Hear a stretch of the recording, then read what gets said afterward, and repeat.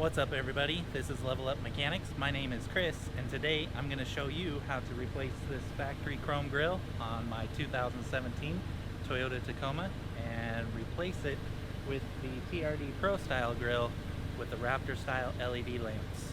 I'll walk you through the process of replacing the grille and I'll show you how to wire in your lights so that way they turn on whenever the daytime running lights are on or the low beam headlamps. But in this case I have them to come on either way. So if you have your low beam headlamps on or your daytime running lights on, your after lights will stay on. So without further ado, here we go. Here's the TRD Pro style grille, which I purchased from MCAutoParts.com. Mine was only $150 because my Toyota Tacoma doesn't come with a TSS sensor. If yours does come with one, it'll be about $180 because you'll need an additional piece to help protect the sensor from the weather and elements and whatnot. Here, we're basically, in order to remove the grille, are going to have to remove these 10mm screws, and there are also two plastic retaining clips, one on each side of the grille right next to the headlamps, that we'll need to remove as well in order to take the grille off of the vehicle. In order to install the wire harness assembly, we're going to want to disconnect the negative battery clamp, and we're also going to want to remove this 10mm bolt for the grounding point, and that's where we are going to ground the wire harness and when we install the wire harness for the Raptor lights. Here you basically just need to use a 10mm wrench in order to disconnect the negative battery cable from the battery post. It's a good idea to always disconnect the negative cable, especially when you're doing electrical repairs. That just basically protects everything from your install from accidentally causing a short of any kind that could potentially cost more money to fix. And basically we'll take out this two screws, and we'll also take out the bolt for the negative ground spot right next to the battery. And here is where I forgot about the retaining clips, and again you can just use a pocket screwdriver in order to pop those clips out. Super easy to do. Once they're out, all you have to do with the grill is pull it forward towards you, and it may take a little bit of effort but not much. It's pretty easy to take the entire grill assembly off.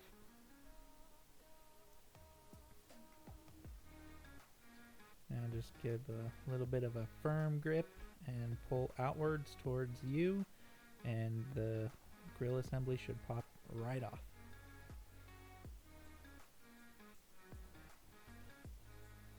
Now that we have a suitable surface to work on, we're going to go ahead and remove the chrome grille trim bezel that goes around the main chrome piece. It's I think 8 screws that go around the chrome grille area, and you just remove the 8 screws in order to remove the trim bezel, so that way you can pop the main chrome grille component out of the shell of the grille assembly.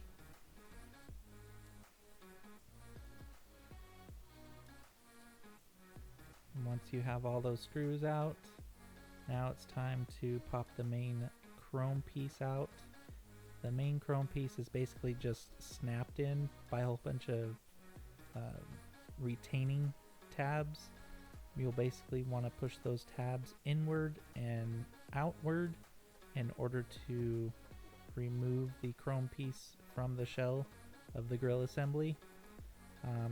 There's a whole bunch of them that go all the way around to hold the chrome grille in place, and some of them are a little more stubborn than others, so if you need to, just use your pocket screwdriver or some other tool that you can use to help push those tabs in, and that way you can push them down and outward. And once you have all of the tabs popped out, then you'll just be able to lift the shell up and be able to remove the chrome grill piece and throw it in the trash because we're not going to need it anymore.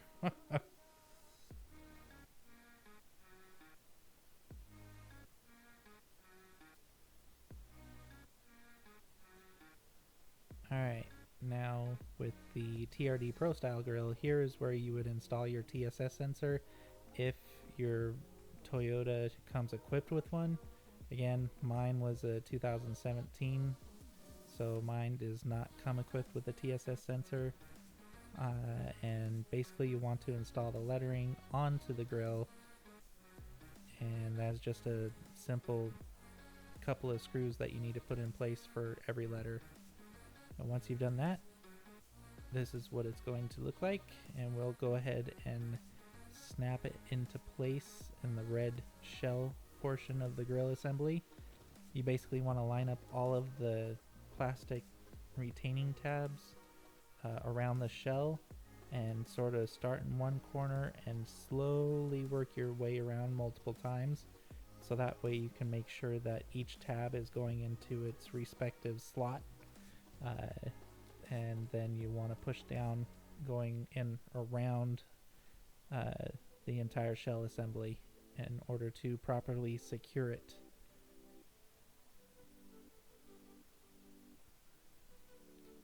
And then once you have the grill snapped into place, you can go ahead and install your Raptor lights.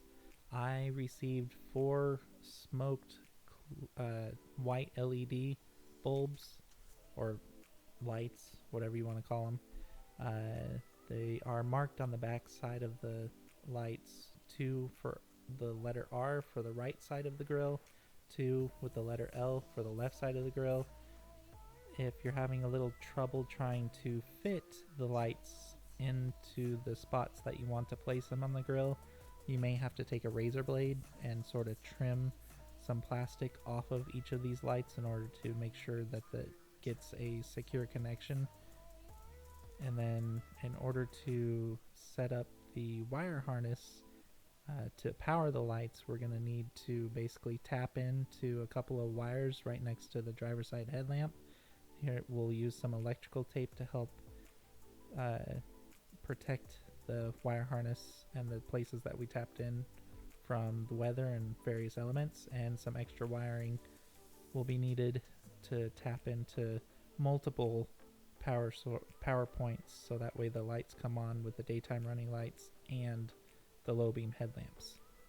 Here at the end of the wire harness, you're going to have 1 red power wire and 1 black ground wire. Here's some extra wiring that we'll use to create 2 power wires, so that way we can tap into multiple points. And basically all I'm doing here is using some Scotch locks and creating an additional power line to tap into the wire harness that's next to the driver's side headlamp assembly. You may need to use some force in order to secure the Scotch locks onto both wires for the power source. And once you've secured the Scotch lock, you'll just want to close it afterwards with the little tab that you close over the Scotch lock assembly.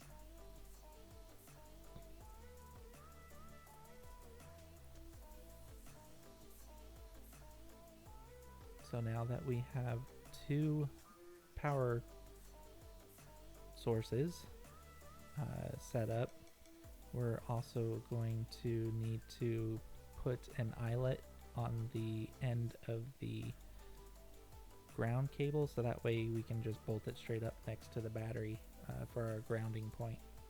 But again, here's the 2 power wires that will run, and here's the negative negative wire that will basically bolt back up to the grounding point next to the battery.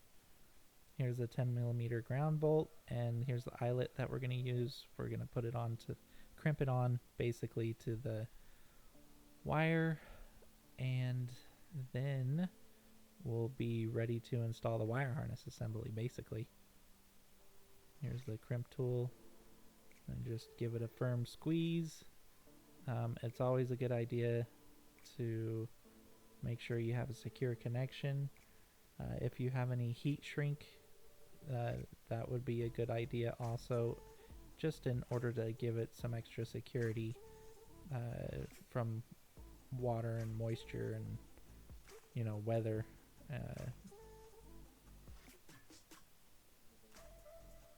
Alright, now we're basically going to set up the wire harness assembly, taking the negative cable and attaching it at the ground point right next to the battery.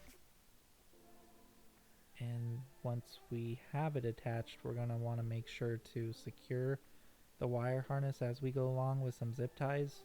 Just find some locations that are sort of out of the way where you can zip tie the cable or the wiring in place, so that way it's not flopping all around as you're driving, and helps just secure the wire harness to the vehicle, so that way you don't run into any problems of loose connections or whatnot in the future.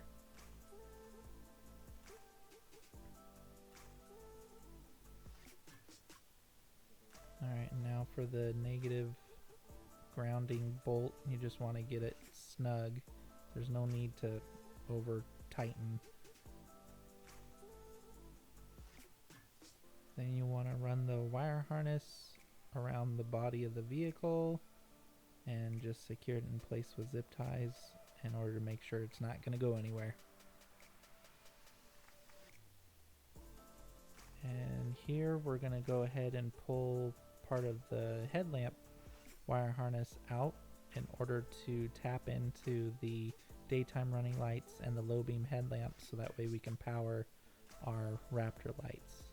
It's going to be a little hard to see since the space is a little tight, but here is the grounding point with the grounding wire attached, and the negative battery clamp is connected back to the battery. Of course, you don't want to connect the negative clamp until you're done installing your wire harness, but here I'm showing you where I tapped into next to the driver's side headlamp wire harness area.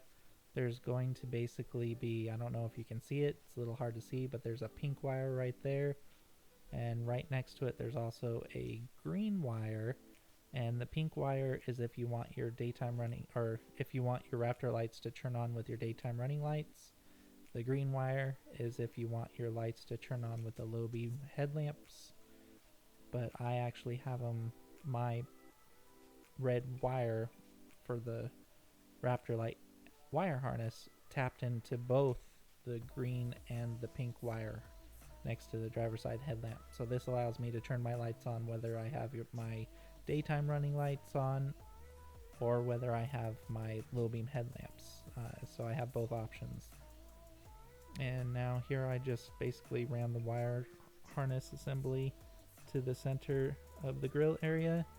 Now we just need to install the grill, and it's as simple as sort of lining it up to the body and snapping it back into place, after which all that's left to do is to put in the two plastic retaining clips, one next to each headlamp, and then the two screws found on top of the grill assembly that screw into the core support.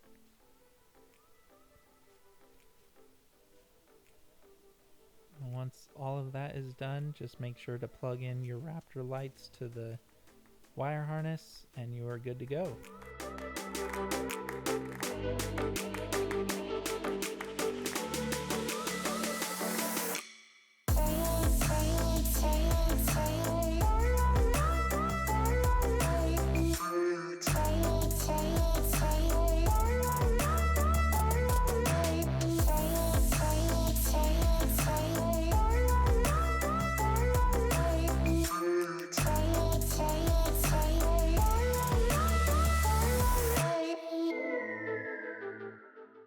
Alright guys, I hope you like what you've seen. If you want to see more of these videos, don't forget to subscribe. I'll be posting a lot more content up in the future.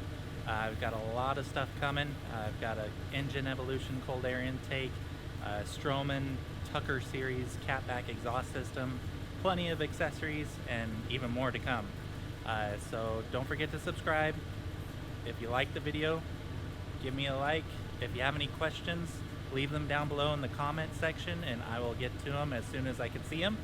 And yeah, hope you guys enjoyed, and I'll see you guys in the next video. Later.